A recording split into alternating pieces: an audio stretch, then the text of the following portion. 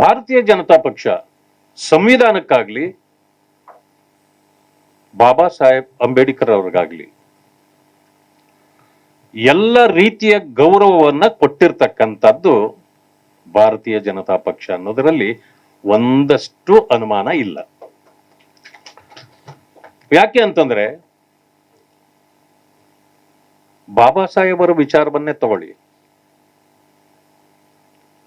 ಅವರು ಹುಟ್ಟಿದ್ದಿಂದ ಹಿಡಿದು ವ್ಯಾಸಂಗ ಮಾಡಿದ್ದಿಂದ ಹಿಡಿದು ದೆಹಲಿಯಲ್ಲಿದ್ದದ್ದು ಅವ್ರು ಎಲ್ಲೇ ಕೊನೆಯ ಅಂತ್ಯ ಆಯ್ತು ಅಲ್ಲಿಯವರೆಗೆ ಅಂತಾರಾಷ್ಟ್ರೀಯ ಮಟ್ಟದ ಸ್ಮಾರಕಗಳನ್ನ ಮಾಡಿ ಅವರನ್ನ ಗೌರವಿಸುವ ಕೆಲಸವನ್ನ ಭಾರತೀಯ ಜನತಾ ಪಕ್ಷ ಮಾಡಿದೆ. ಇದನ್ನೇ ಕಾಂಗ್ರೆಸ್ ಅನ್ನು ಕೇಳಿದ್ರೆ ನೀವೇನು ಮಾಡಿದ್ದೀರಿ ಅಂದ್ರೆ ಏನು ಮಾಡಿಲ್ಲ.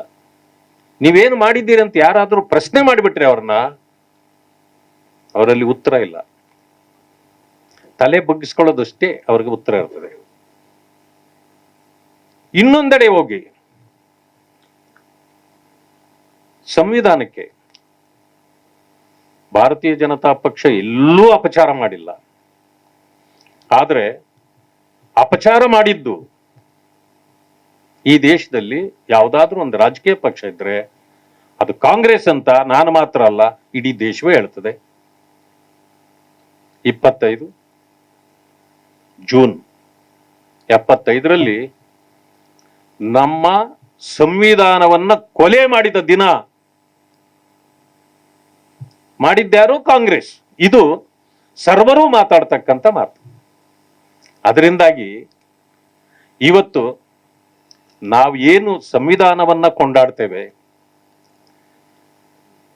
ಸಂವಿಧಾನವನ್ನ ಗೌರವಿಸ್ತೇವೆ, ಇದೆಲ್ಲವನ್ನೂ ಕೂಡ ಭಾರತೀಯ ಜನತಾ ಪಕ್ಷದ ಮುಖಂಡರುಗಳು ಮಾಡಿದ್ದಾರೆ ಹೊರತು ಕಾಂಗ್ರೆಸ್ ಯಾವತ್ತೂ ಮಾಡಿಲ್ಲ. ಆದ್ರೆ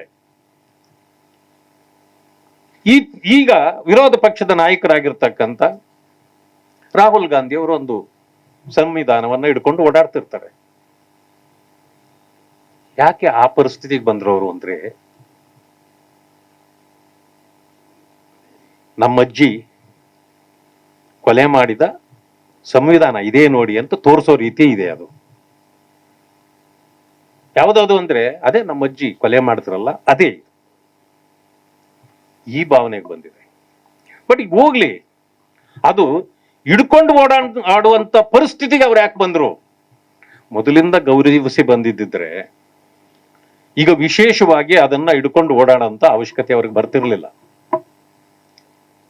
ಈಗ ಯಾಕೆ ಬಂದಿದೆ ಅಂದ್ರೆ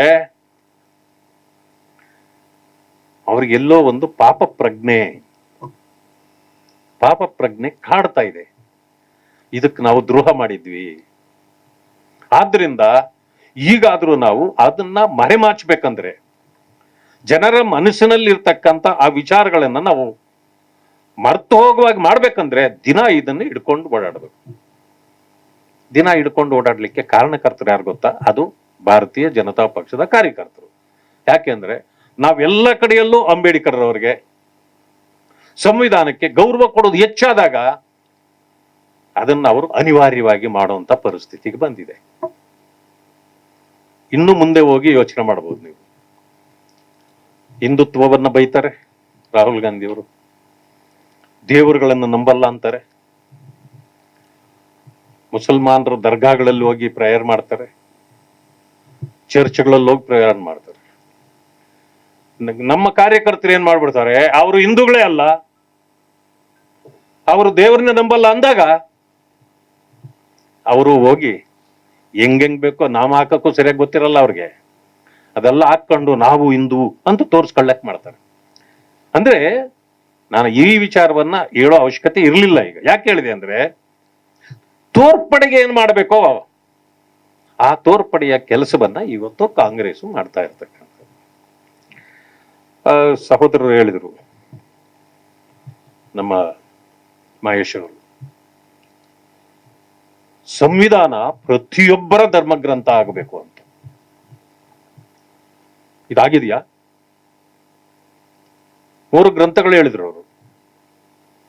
ಮುಸಲ್ಮಾನರದು ಕುರಾನ್, ಕ್ರೈಸ್ತರದು ಬೈಬಲ್, ಹಿಂದೂಗಳದು, ನಮ್ಮದು ಭಗವದ್ಗೀತೆ. ಸರಿ, ಆದ್ರೆ ಇದು ಪ್ರೂವ್ ಆಗೋದೆಲ್ಲಿ?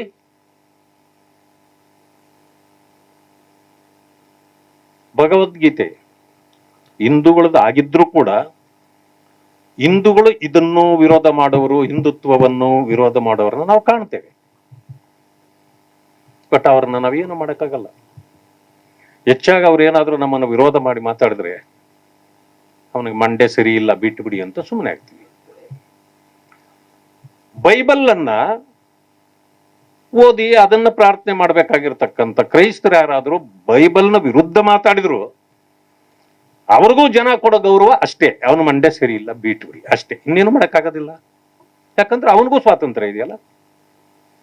ಕುರಾನ್ನ ಯಾರಾದ್ರೂ ಮುಸಲ್ಮಾನರೇ ಅದನ್ನು ವಿರೋಧಿಸಿದ್ರು ಕೂಡ ಎಷ್ಟೋ ಜನ ವಿರೋಧಿಸೋರು ಇದ್ದಾರೆ, ಅವರನ್ನು ಅಷ್ಟೇ ಬಿಟ್ಟು ಬಿಡ್ತೀವಿ.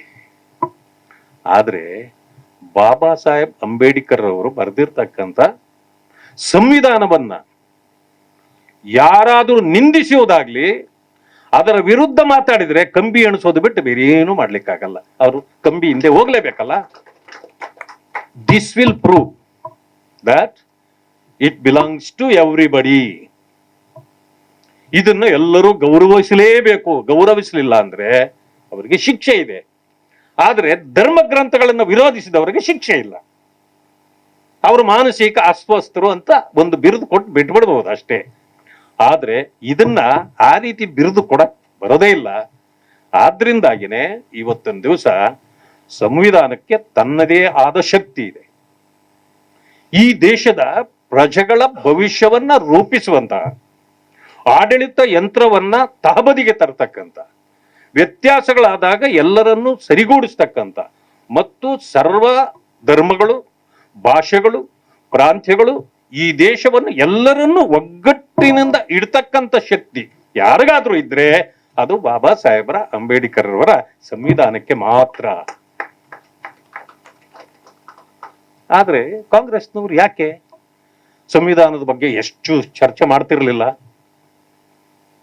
ಸಂವಿಧಾನ ಇವತ್ತು ಬಂದಿದ್ದಲ್ವಲ್ಲ, ಸ್ವತಂತ್ರ ಬಂದ ತಕ್ಷಣ ಬಂತಲ್ಲ ನಮಗೆ. ಯಾಕೆಂದ್ರೆ ಬಾಬಾ ಸಾಹೇಬ್ ಅಂಬೇಡ್ಕರ್ ಅವರನ್ನ ಕಂಡ್ರೆ ಕಾಂಗ್ರೆಸ್ಗೆ ಇಡಿಸ್ತಾ ಇರಲಿಲ್ಲ. ಅವರ ತತ್ವ, ನೀತಿ, ಸಿದ್ಧಾಂತಗಳು ಅವ್ರಿಗೆ ಬೇಕಿರಲಿಲ್ಲ. ಆದ್ರೆ ನಾವು ಹೆಚ್ಚು ಹೆಚ್ಚು ಸಂವಿಧಾನವನ್ನ ಚರ್ಚೆ ಮಾಡಿದ್ರೆ, ಇದು ಸಂವಿಧಾನ ಅಂದ ತಕ್ಷಣನೇ ನಮಗೆ ತಲೆಯಲ್ಲಿ ಬರೋದು ಯಾರು? ಬಾಬಾ ಸಾಹೇಬ್ ಅಂಬೇಡ್ಕರ್ ಅವರು. ತಕ್ಷಣ ಅದು ಬಂದ್ರೆ ಬಾಬಾ ಸಾಹೇಬ್ ಅಂಬೇಡ್ಕರ್ ನೆನಪು ಜನರಿಗೆ ಬರ್ತದೆ. ಆಗ ನಮ್ಮನ್ನ ತಿರಸ್ಕಾರ ಮಾಡಿ ಅಂಬೇಡ್ಕರ್ ಅವರ ಪರವಾಗಿ ಜನ ಚಿಂತೆ ಮಾಡಲಿಕ್ಕೆ ಪ್ರಾರಂಭ ಆಗ್ತಾರೆ. ಅದರಿಂದಾಗಿ ಅಂಬೇಡ್ಕರ್ ಅವರು ನಮ್ಮನ್ನ ಏನಂದಿದ್ದಾರೆ? ಕಾಂಗ್ರೆಸ್ ಅನ್ನ ಅದನ್ನು ಸುಡುವ ಮನೆ. ಕಾಂಗ್ರೆಸ್ ಇಂದ ಈ ದೇಶಕ್ಕೂ ಭವಿಷ್ಯ ಇಲ್ಲ, ಜನರಿಗೂ ಭವಿಷ್ಯ ಇಲ್ಲ ಅನ್ನೋ ಮಾತನ್ನು ಮೊದಲೇ ಹೇಳಿದ್ದಾರೆ. ಆ ಕಾರಣದಿಂದ ಈಗ ಅದು ಕ್ರಮೇಣ ಸತ್ಯ ಆಗ್ತಾ ಬರ್ತಾ ಇದೆ. ಈಗ ಅವರು ಅದು ಹೇಳಿದ್ರು, ಅದು ಸತ್ಯ ಆಗ್ತಾ ಬರ್ತಾ ಇದೆ. ಆ ಕಾರಣದಿಂದ ಕಾಂಗ್ರೆಸ್ನವರಿಗೆ ಬಾಬಾ ಸಾಹೇಬ್ ಅಂಬೇಡ್ಕರ್ ಅವರು ಬೇಕಾಗಿರ್ಲಿಲ್ಲ. ಸಂವಿಧಾನ ನೀವೇನು ಮಾಡ್ಲಿಕ್ಕೆ ನಿಮಗೆ ಆಗ್ತಿರ್ಲಿಲ್ಲ. ಸಂವಿಧಾನವನ್ನ ಬದಲಾವಣೆ ಮಾಡ್ಲಿಕ್ಕೆ ಕಾಂಗ್ರೆಸ್ಗೂ ಆಗೋದಿಲ್ಲ, ಬಿಜೆಪಿಗೂ ಆಗೋದಿಲ್ಲ, ಯಾರಿಂದಲೂ ಆಗೋದಿಲ್ಲ. ಅದರಲ್ಲೂ ಭಾರತೀಯ ಜನತಾ ಪಕ್ಷ ಕಡಾಖಂಡಿತವಾಗಿದೆ. ಯಾವುದೇ ಕಾರಣಕ್ಕೆ ಸಂವಿಧಾನ ಬದಲಾಗುವುದಿಲ್ಲ ಅಂತೇಳಿ 100 ಬಾರಿ ಬಾಬಾ ಸಾಹೇಬ್ ಅಂಬೇಡ್ಕರ್ ಅವರ ಹೆಸರು ತೆಗೆದುಕೊಂಡಾಗೆಲ್ಲ ಮೋದಿ ಅವರು ಹೇಳಿದ್ದಾರೆ ಅದನ್ನ. ಆದರೂ ಕೂಡ ಇನ್ನೂ ಸುಳ್ಳು ಸುದ್ದಿಗಳನ್ನ ಹಬ್ಬಿಸೋದನ್ನ ಕಾಂಗ್ರೆಸ್ನವರು ನಿಲ್ಲಿಸಿಲ್ಲ. ಇದರ ಮಧ್ಯದಲ್ಲೂ ಕೂಡ ನೀವು ನೋಡಿರಬಹುದು, ಬಾಬಾ ಸಾಹೇಬ್ ಅಂಬೇಡ್ಕರ್ ಅವರ ಬರೆದ ಸಂವಿಧಾನದ ಕಾರಣದಿಂದಾಗಿ ನನ್ನಂತ ಒಬ್ಬ ಚಾಮಾರುವ ವ್ಯಕ್ತಿಯು ಈ ದೇಶದ ಪ್ರಧಾನಿ ಆಗಬಹುದು ಅನ್ನೋದನ್ನ ನಾನು ಪ್ರೂವ್ ಮಾಡಿದ್ದೇನೆ, ನಾನು ಆಗಿದ್ದೇನೆ ಅಂತ ಹೇಳಿಕೊಟ್ರು. ಕಾಂಗ್ರೆಸ್ಸಿನ ಒಬ್ಬರಾದ್ರೂ ಈ ಮಾತನ್ನ ಅವತ್ತಾದ್ರೂ ಹೇಳಿದಾರ? ಬಾಬಾ ಸಾಹೇಬ್ ಅಂಬೇಡ್ಕರ್ ಅವರ ಸಂವಿಧಾನದಿಂದ ಆಗಿದೆ ಅಂತ ಹೇಳ್ತಾರ? ಏನು ಹೇಳಲ್ಲ. ಅಧಿಕಾರ ಪಡೆಯುವಾಗ ಈಗ 11 ವರ್ಷ ಆಯ್ತು ಅಧಿಕಾರಕ್ಕೆ ಬಂದು ಮೋದಿಯವರು. ಬಂದ ದಿನ ನನ್ನ ಪ್ರವೇಶ ಈ ಪ್ರಜಾಪ್ರಭುತ್ವ ದೇಗುಲದ ಪ್ರವೇಶ ಮಾಡ್ತಾ ಇದ್ದೇನೆ ಅಂತೇಳಿ ಮೋದಿಯವರು ಮೆಟ್ಟಲಿಗೆ ನಮಸ್ಕರಿಸಿ ಒಳಗಡೆ ಎಂಟ್ರಿ ಆಗ್ತಾರೆ. ಅಧಿಕಾರ ತಗೊಳ್ಬೇಕಾದ್ರೆ ಪಾರ್ಲಿಮೆಂಟ್ ನಲ್ಲಿ ಈ ಟೇಬಲ್ನ ಮೇಲೆ ಇಟ್ಟಿದ್ದ ಸಂವಿಧಾನಕ್ಕೆ ತಲೆ ಕೊಟ್ಟು ಬಾಗಿ ನಮಸ್ಕರಿಸಿ ಅಧಿಕಾರ ಪಡೀತಾರೆ. ಕಾಂಗ್ರೆಸ್ನವ್ರು ಯಾವತ್ತಾದ್ರೂ ಮಾಡಿದ್ರೆ ಇದು? ಅವ್ರಿಗೆಲ್ಲ ಬೇಕಿರ್ಲಿಲ್ಲ. ಆದ್ರೆ ಈಗ ಹೇಳೋದೇನು, ಮಾತೆತ್ತಿದ್ರೆ ಬಿಜೆಪಿ ದಲಿತ ವಿರೋಧಿ, ಬಿಜೆಪಿ ಅಂಬೇಡ್ಕರ್ ವಿರೋಧಿ. ಅವ್ರ ಅಧಿಕಾರಕ್ಕೆ ಬಂದ್ರೆ ಸಂವಿಧಾನವನ್ನು ತೆಗೆದು ಬಿಡ್ತಾರೆ, ಮೀಸಲಾತಿಯನ್ನು ತೆಗೆದು ಬಿಡ್ತಾರೆ. ಇವಾಗ ಅಧಿಕಾರದಲ್ಲೇ ಇದ್ದೇವಪ್ಪ, ಮೀಸಲಾತಿ ತೆಗೆದು ಬಿಟ್ವಾ? ರಾಜ್ಯದಲ್ಲಿ ಮೀಸಲಾತಿ 15% ಇದ್ದದ್ದನ್ನ ಪರಿಶಿಷ್ಟ ಜಾತಿಗಳಿಗೆ 17 ಮಾಡಿದವ್ರು ನಾವೇ. ತೆಗೆಯೋದಿದ್ರೆ ಯಾಕೆ ಮಾಡ್ಬೇಕಾಗಿತ್ತು? 3% ST ಮೀಸಲಾತಿ ಇದ್ದದ್ದನ್ನ 7% ಮಾಡಿದವರು ನಾವೇ. ಆದ್ರೆ ನಿಮಗ್ ತಾಕತ್ತಿದ್ಯಾ? ಯಾರ ಕೋರ್ಟ್ಗೆ ಹೋದ್ರು ಮೊನ್ನೆ, ಕೋರ್ಟ್ ನಲ್ಲಿ ಅದನ್ನ ಸ್ಟೇ ಕೊಟ್ಟಿದ್ದಾರೆ ಅಂತ ಗೊತ್ತಾಯ್ತು ನನಗೆ. ಈ ಸರ್ಕಾರ ಯಾಕೆ ಅದರ ವಿರುದ್ಧವಾಗಿ ಹೋರಾಟ ಮಾಡಲಿಲ್ಲ? ಆ ಜನರಿಗೆ ಅನ್ಯಾಯ ಆಗ್ತದೆ, ಜನಸಂಖ್ಯೆಗೆ ಅನುಗುಣವಾಗಿ ಕೊಟ್ಟಿರ್ತಕ್ಕಂಥದ್ದು ಸರಿ ಇದೆ, ಇದನ್ನು ಮುಟ್ಟಬಾರದು ನೀವು ಅಂತ ಯಾಕೆ ಹೇಳಲಿಲ್ಲ?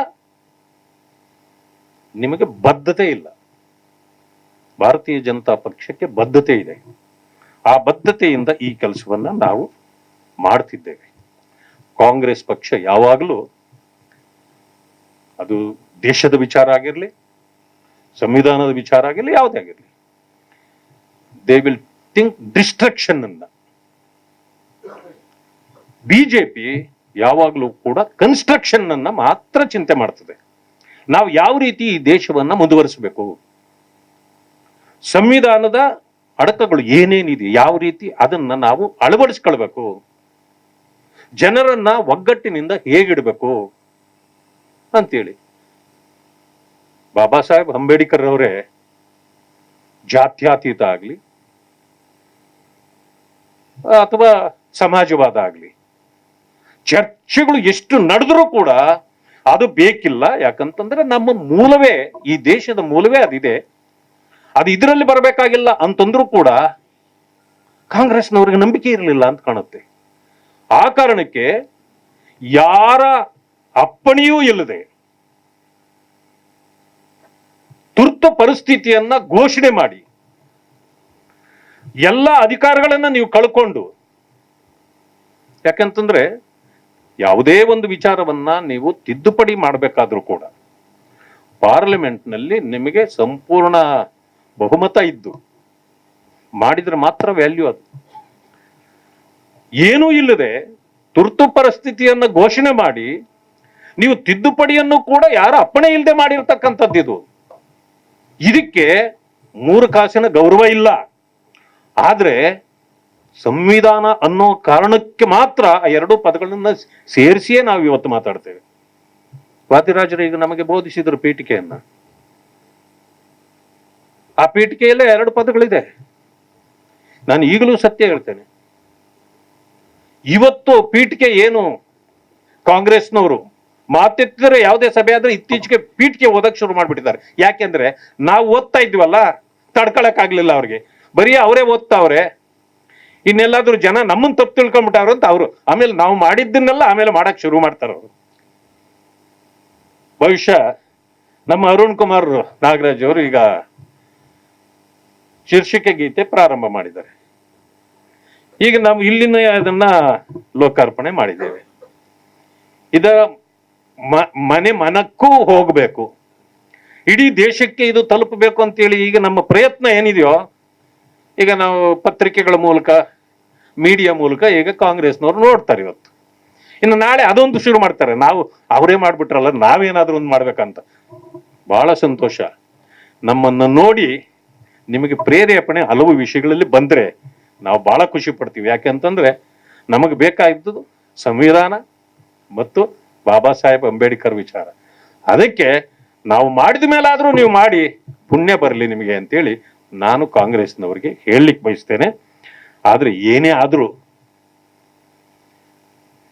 21 ತಿಂಗಳ ಕಾಲ ಈ ದೇಶದಲ್ಲಿ ಬಾಬಾ ಸಾಹೇಬ್ ಅಂಬೇಡ್ಕರ್ ಅವರ ಸಂವಿಧಾನವನ್ನ ನೀವು ಕಸದ ಬುಟ್ಟಿಯಲ್ಲಿಟ್ಟಿದ್ರಿ ಅನ್ನೋದನ್ನ ಜನ, ಈ ದೇಶದ ಜನ ಮರೆಯೋದಿಲ್ಲ. ನೀವು ಮಾಡಿದ ಆ ಲೋಪವನ್ನ ಶತಮಾನಗಳಾದರೂ ಮರೆಯೋದಿಲ್ಲ. AICC ಅಧ್ಯಕ್ಷರು ಮೊನ್ನೆ ಒಂದು ಹೇಳಿಕೆ ಕೊಟ್ಟಿದ್ದಾರೆ, ಬಹಳ ಹಾಸ್ಯಾಸ್ಪದವಾಗಿತ್ತು. 50 ವರ್ಷದ ಕಥೆಯನ್ನ ಈಗ ಯಾಕೆ ಮಾತಾಡ್ತೀರಿ, ಬಿಟ್ಬಿಡಿ ಅಂತ. ಯಾಕೆ? ನೀವು ದೇಶಕ್ಕೆ ಮಾಡಿದ ದ್ರೋಹವನ್ನ ಬಿಟ್ಟುಬಿಡ್ಬೇಕಾ? ಈ ದೇಶಕ್ಕೆ ಮಾಡಿದ, ಜನರಿಗೆ ಮಾಡಿದ ಅನ್ಯಾಯವನ್ನ ಮರೆತು ಬಿಡ್ಬೇಕಾ? ಬಾಬಾ ಸಾಹೇಬರಿಗೆ ನೀವು ಮಾಡಿದ ದ್ರೋಹವನ್ನ ಸಹಿಸ್ಕೊಳ್ಬೇಕಾ? ಕಾಂಗ್ರೆಸ್ನವರು ಇತ್ತೀಚೆಗೆ ಅವರನ್ನ ಸೋಲಿಸಿದ್ದು ಯಾರು? ಬಾಬಾ ಸಾಹೇಬ್ ಅಂಬೇಡ್ಕರ್ನವರಂತ ಎಲ್ಲರಿಗೂ ಗೊತ್ತು. ಆದ್ರೆ ಕಾಂಗ್ರೆಸ್ನವ್ರು ಇತ್ತೀಚೆಗೆ ಏನ್ ಮಾಡ್ಬಿಟ್ಟಿದ್ದಾರೆ, ಯಾವುದೋ ಒಂದು 2 ಪೇಜ್ ಹಿಡ್ಕೊಂಡು ಬರ್ತಾರೆ, ಕೈಲಿ ಹಿಡ್ಕೊಂಡು ಒತ್ತನೆ ಸುಳ್ಳು ಹೇಳ್ತಾರೆ. ಅದನ್ನ ಏನ್ರಿ, ಅಂಬೇಡ್ಕರ್ ಬಗ್ಗೆನೆ ಅವರ ವಿಷಯವನ್ನೇ ಪತ್ರ ಹಿಡ್ಕೊಂಡು ಅಲ್ಲೇ ಸುಳ್ಳು ಹೇಳ್ತಿರಲ್ಲ, ಎಷ್ಟು ನಾಚಿಕೆ ಆಗ್ಬೇಡವಾ ನಿಮಗೆ? ನಾನು ಹೇಳಿದೆ, ಮುಖ್ಯಮಂತ್ರಿಗಳಿಗೂ ಸೇರಿ ಹೇಳಿದೆ, ಡಾಂಗೆ ಅವರು, ಸಾವರ್ಕರ್ ಅವರು ಅಂಬೇಡ್ಕರ್ ಸೋಲಿಗೆ ಕಾರಣ ಅಂತ ಯಾವುದೋ ಒಂದು ಪತ್ರಿಕೆಯಲ್ಲಿ ಇದೆ ಅಂತೇಳಿ ತಂದು ಓದ್ಬಿಟ್ರು. ಪಾಪ ಯಾರೋ ಹೇಳ್ಕೊಟ್ರು, ಸಿದ್ದರಾಮಯ್ಯ ಹೇಳ್ಬಿಟ್ರು.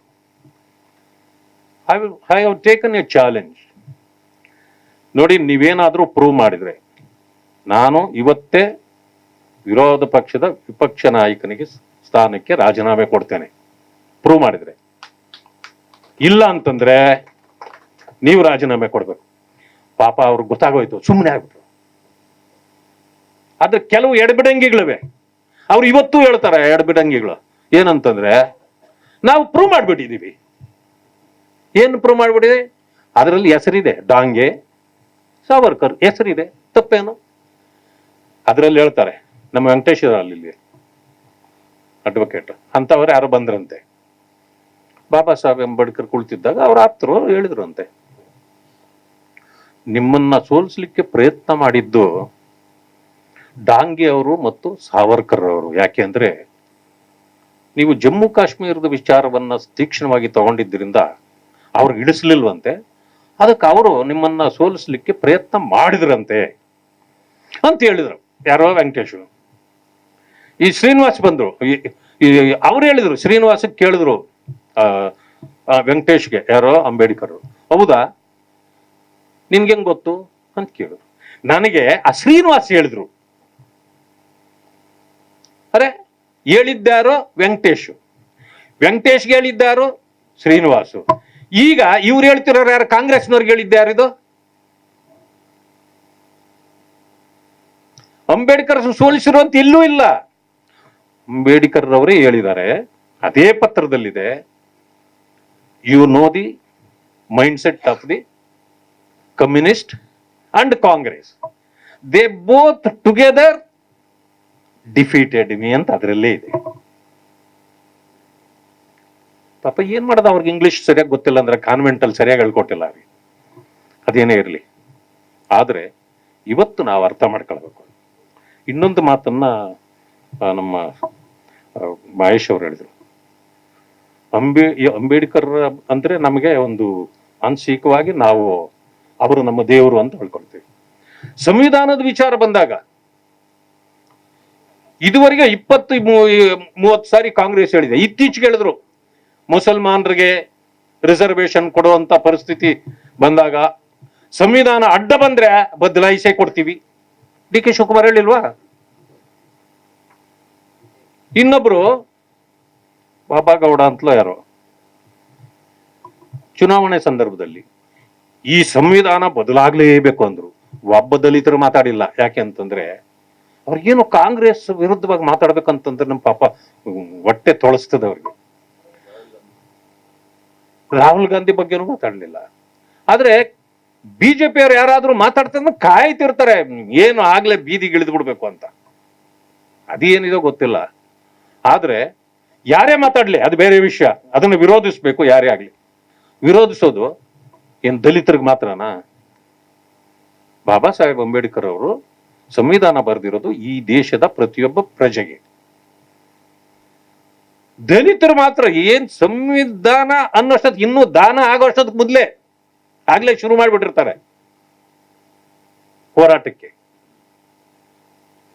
ನಮಗ್ ಮಾತ್ರನಾ ಈ ದೇಶದ ಆಸ್ತಿ ಕಾಪಾಡಬೇಕು? ನಮ್ಮದು ಮಾತ್ರನಾ ನ್ಯಾಯ ನೀತಿ ಧರ್ಮ ಕಾಪಾಡಬೇಕು? ಬರೀ ದಲಿತರಿಗೆ ಮಾತ್ರನಾ? ಪ್ರತಿಯೊಬ್ಬರದು ಕೂಡ ಸಂವಿಧಾನ ಅನ್ನೋದು ಪ್ರತಿಯೊಬ್ಬರ ಆಸ್ತಿ ಮತ್ತು ಅದನ್ನ ಇವತ್ತು ನಾವು ರಕ್ಷಣೆ ಮಾಡ್ತಕ್ಕಂಥದ್ದು ನಮ್ಮೆಲ್ಲರ ಜವಾಬ್ದಾರಿ. ಇಂಥ ಕಾಂಗಿಗಳು ಯಾರ್ಯಾರು ಕಾಂಗ್ರೆಸ್ನವರಿದ್ದಾರೆ ಇದನ್ನು ವಿರೋಧ ಮಾಡ್ತಾರೆ,